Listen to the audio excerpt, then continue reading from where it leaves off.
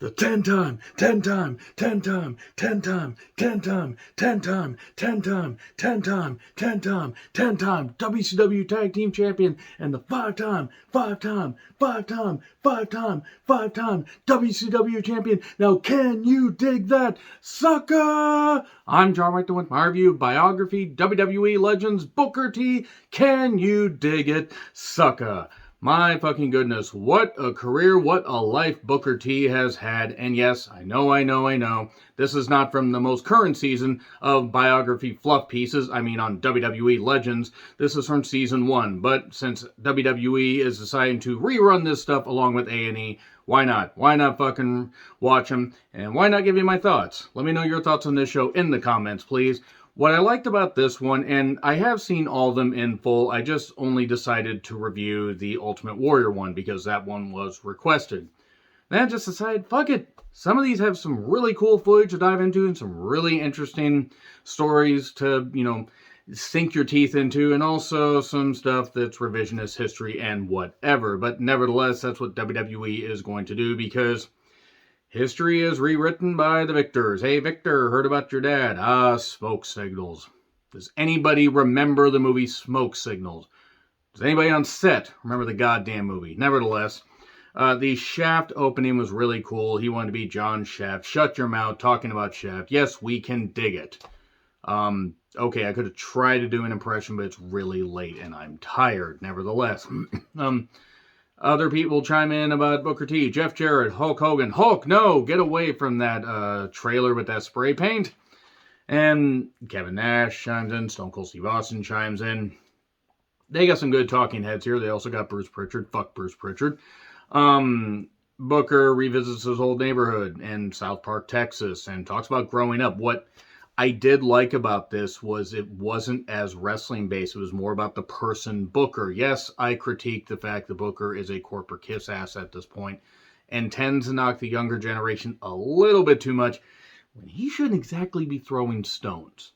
But nevertheless, that happens with a lot of older generations with the younger generation, considering that they grew up tough, and like tough aspects of life, whatever. They had to cut their teeth on something. Now people get stuff handed to them, and I'm sure people thought in a generation before Booker that they thought about him. Who knows? It's really hard to tell, no matter whether it's wrestling, football, or working at a freaking bank. So he was born outside of Shreveport, Louisiana, old place where Mid-South Wrestling taped their TV. I don't know for how long, but I know it was for a while. Dad died when he was 10 months old. 8 kids, and he was the baby of the children, and he was, mama's favorite. Stevie Ray, aka Lash, really, really cool. Maybe that was where Lash LaRue got his idea for his name. I kid. I forgot all about Lash LaRue. I don't think he's really been doing much wrestling since his brief appearances in NWA TNA, but nevertheless, their wrestling love grew early. The mother suffered an accident trying to fix a fan in the attic, hurt her back. She had complications from one surgery, had to go in, and unfortunately there were complications there, and she died. Older siblings did not really take care of Booker and his sister Bonita, and they fell into foster care, and then eventually they were kind of bouncing around a little bit, like foster care and other stuff's kind of brought up. The sister helped take care of them, but it wasn't the best environment. Booker fell into a life of crime, which I'll tell you right now, that was pretty goddamn jarring shit. Even though they tried to clean up as best they could as far as the footage and presentation, it was still pretty scary. 1982, 1987. He worked at a Wendy's, and him and a friend knocked other Wendy's over multiple times. 26 robberies, but then they got caught. Booker went to jail. He took a plea. It was going to be 5 years. He was out on parole in 19 months. They were clearing fields. It's a chain gang. That's some goddamn vile footage. Goddamn ridiculous. Yes, it helps with prison reform, I guess, the labor, but ooh, God, the visual of that. Ooh, and I know that shit still goes on. And him and Bonita kept up via letters, and he planned to make the most of it. Well, he had a son, and then didn't get to see him grow up because he was in jail. And, his son fell into foster care. He needed to prove that he could, work really hard. His brother got him a job as a security guard. This is after Booker said that he stole money from a drug dealer because to raise money to basically get his son out of foster care and get full custody because the woman that he was with at the time fell into hard drugs. And he got a son, and he's had a strained relationship with him ever since because of life on the road and everything, and the fact he wasn't there for his initial years. He was let go from his job as a security guard because they found out about his record, but one of the guys that worked there also owned a storage facility place and saw that Booker was really trying to clean up his life and said, look, he's really trying. Let's give him a job here. He was sweeping the floors, cleaning up, collecting, the storage rent. And then he got into wrestling because Stevie Ray was getting into wrestling. It was Ivan Putski's school, and it was $4,000. And Booker may have had a little bit of money, and he was taking care of his son, but he didn't have $4,000. And his boss said, okay, you want to do this? I got the money. I'll sponsor you. That's a good boss. That's what you do when you have, the means to help out people. You do shit like that. And Booker has given back since then. I will give Booker this much credit. A lot of people don't clean up their lives after, a life of crime. I don't care what background you come from. He did. MVP did. Look what he's doing now. Just making a killing, doing some great work in wrestling. Been doing great work in wrestling for a number of years. And Scott Casey, World Class Championship Wrestling mainstay, was one of the main trainers. I didn't know Ivan Putski was still alive as of the recording of this biography. It was cool to see some of the older footage, like of the Independents, Western Wrestling Alliance, WWA, a different kind of WWA than World Wrestling All-Stars, which was a mess. G.I. Bro, the great American hero, G.I. Bro was there. It was cool to see 1990, Texas footage. They took to their roles well. They were the Ebony Express. And kids gravitated towards them. Him and Stevie Ray. Well, gravitated towards Booker, but then Bill Mercer was also featured there. It's always good to see Bill Mercer, a very, very underappreciated announcer and wrestling commentator. Is he like the best ever? No, but he presented it like a sport because he was a newscaster. And apparently he's still alive, and I think he's in his late 90s, so good for him. He would know a lot of shit. It's damn shame Dark Side of the Ring couldn't have gotten, chats with him for World Class Championship Wrestling documentaries. I'd love to hear this. I mean, I don't know actually how much he would still possess cognitive-wise in his late 90s, but goddamn, imagine the stories he could tell. Wrestling was his escape. Of course, once they got to, they were Texas All-Pro Wrestling, then they were in Global Wrestling Force, which was in Dallas, and it wasn't exactly working. I mean, they were making some money, but they were also they were doing it once a week, and they were also working full-time jobs, and they got a lot of racial slurs there, because regardless of the state, there's always going to be jackasses, and if you're going to be a fucking racist, I'm just going to say this right now, just how about this, be quiet, or be less bigoted, or fuck off. In fact, just fuck off. If you're going to keep being like that, you're not going to want to change. Ox Baker, legendary territorial wrestler. Ox, the natives are getting restless, as Ernie Ladd once said. Leave with your heat. God, Ox Baker. Ox Baker had a look that could only work in professional wrestling. Once Booker did the Spinaroonie, that really got him over. That was good shit. That was great. And then he talked about, the dancing, what inspired him, a group called The Lockers, or maybe it was a show. I don't exactly know much about it. Of course, he mentioned What's Happening. Oh, hi, rerun. And they were making money in Houston, but they weren't making a lot. And then Sid Vicious, not the singer, said, hey, you guys look good. Why don't you come on over? Sid Vicious, good guy Sid. Sid recognized talent, despite the fact Sid was nuts. This is just before, by the way, he decided to scissor with Arn Anderson. If you know, you know, and if you don't, you have the weirdest visual in your goddamn head right now, and you're welcome. So they became Harlem Heat.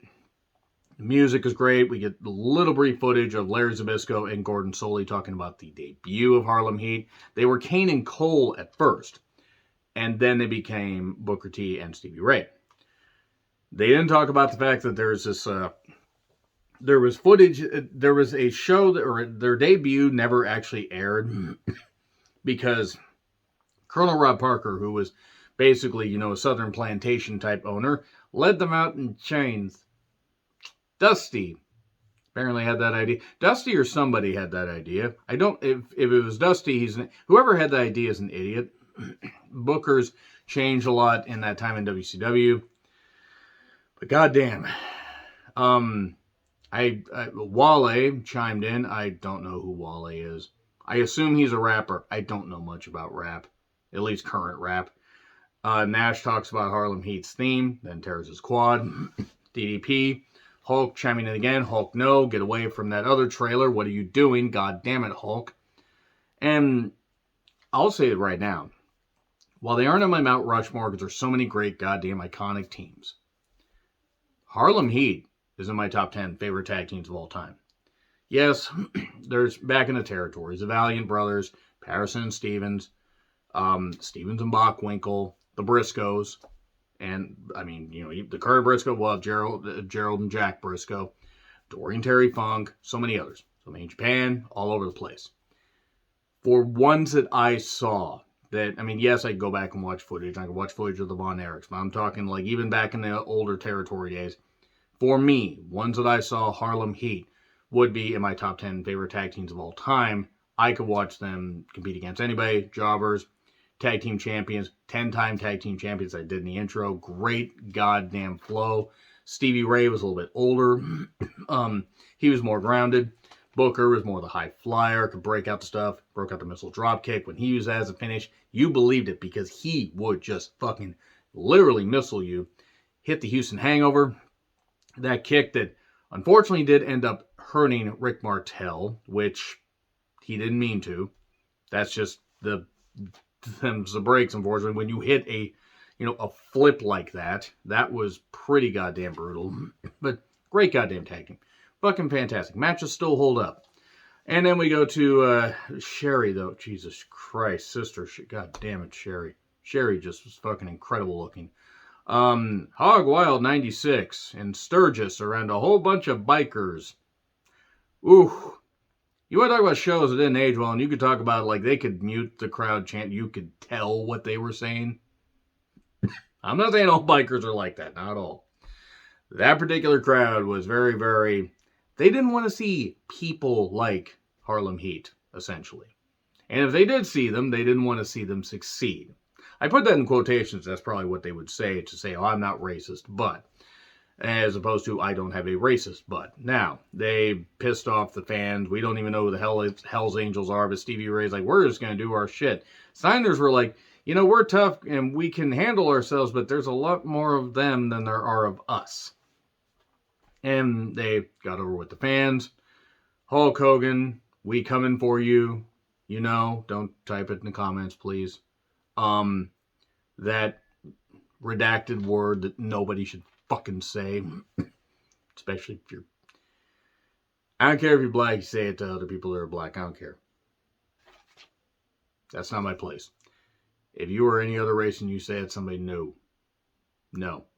You never say that. You never fucking say that to a black person.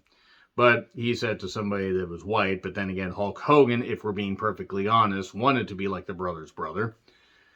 And they were not stereotypical black characters like others at the time. There was Coco Beware, though Coco Beware, by the time Harlem Heat rose up, was pretty much out of mainstream wrestling.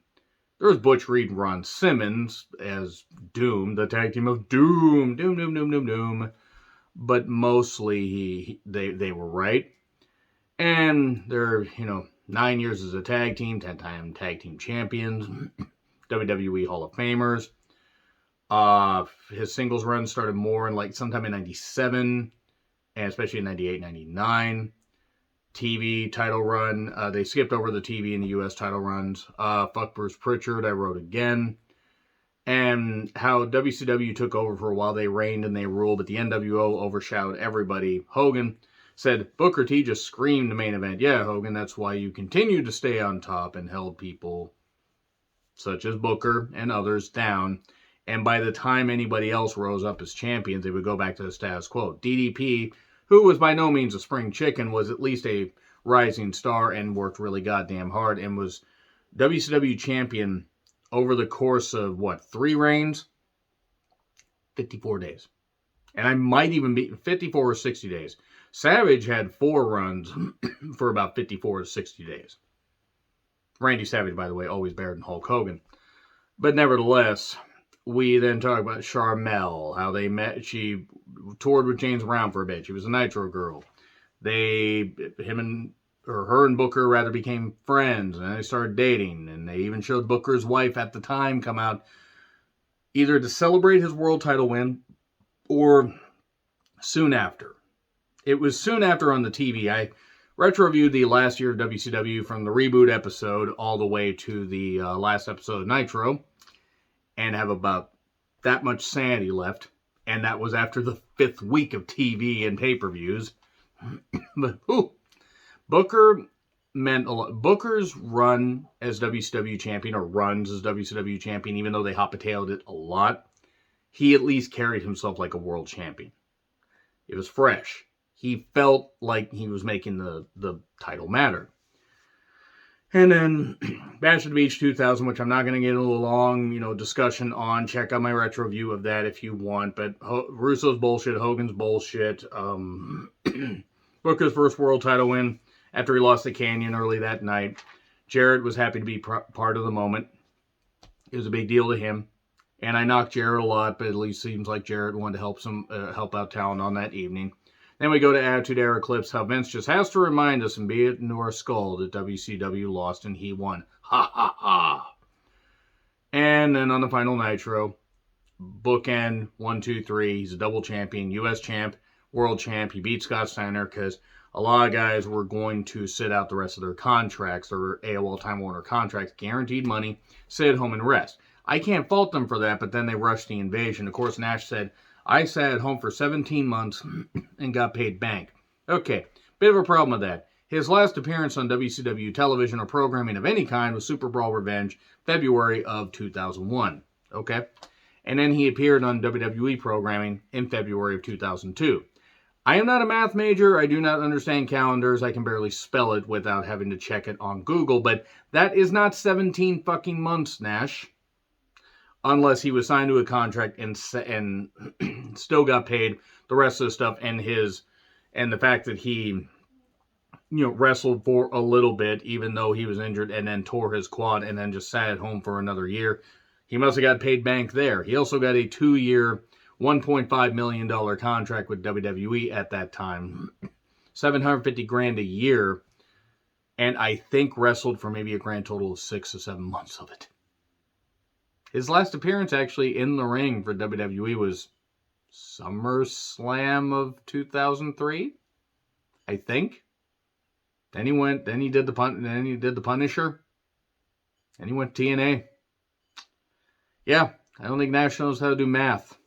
But anyway, Nash math is not as good as Steiner math. Booker debuted at King of the Ring 2001. Twists and slams Austin on the announcer's table, and Austin, because he's so sweaty, slid off the goddamn thing, hit a chair, and he busted something in his back. So it's seen that Booker injured Austin, but he actually didn't. Austin even said accidents happen, but it was perceived that Booker was a little bit careless. However, Austin was like, no, we're not going to do anything bad to him. They skip over a lot of stuff with Booker. His feud with The Rock, they did say that it doesn't matter, or who in the blue hell are you, it doesn't matter what your name is. Booker could work. He did get over with the fans. They were ignoring the fact that they put him in a lot of comedy stuff, and the comedy worked at times, but it almost seemed like they were making him a caricature. But then Booker seemed to be having fun. That's fine, not knocking. Vince said Booker could connect with the fans. Ha ha ha. The segments of promos, other stuff got funny, a little bit ha ha. At one point, he feuded with Edge. They are fighting over shampoo. The supermarket brawl a few months prior with Steve Austin, $10,000 worth of damage, price check on a jackass. I retro-reviewed the entire Invasion angle, well, from King of the Ring 2001 to that specific supermarket Steve Steaks episode, as I called it. And then, after One Raw in 2002, they show footage of Booker trying to get Undertaker to do a Taker-Rooney. He wouldn't. Vince did a Vince-A-Rooney. It was terrible, as you would expect, since Vince isn't athletic. But then the IC title runs, the US title runs, totally skipped over. Then again, the US title run sort of makes sense, because it was against, renowned child and wife murderer Chris Benoit, who doesn't deserve to be in WWE Hall of Fame, by the way, so fuck off with that. His marriage to Sharmell, all hail King Booker, world champion. They kind of skipped over him being world champion. But Booker, him getting to be with his wife, and then he talks about how he likes to be at home, he likes to cook, all hail King Cooker. Fuck, to hell with it, leave that in. Hey, King Hooker at the Point Break, good old MXC. I'm not getting myself out of this. Hall of Fame induction. He wants to give back. Sure he does. That's why he criticizes the younger generation so much. There's critiquing and fair criticism, and then there's what Booker does. And how, he has a reality of wrestling promotion. They have some big crowds. They're doing some good stuff. He wants to pass on his knowledge. And he's a real-life success story. We get some funny promo moments, and that closes the whole thing. So yes, I am going to be reviewing Season 1. The next one up will be Shawn Michaels, since that's the next one I recorded. And I'm looking forward to talking about the Roddy Piper one and the hit piece on Randy Savage. I did the one on Ultimate Warrior. You could check that out. You can just search Ultimate Warrior on my channel if you want, and it should come up. But there you go. I did like how they include a lot more stuff about Booker, the person, and while balancing it with Booker, the wrestler. It was good. And hey, he didn't get back into a life of crime. He did some good stuff. He did mention how his son kind of went down the same path as him, and his son was currently in jail as of this recording. Hopefully his son can turn his life around. But there we go. Anyway, let me know your thoughts in the comments. Like, share, subscribe, Twitter handle in the description. I'm John Retlin. I'll see you soon.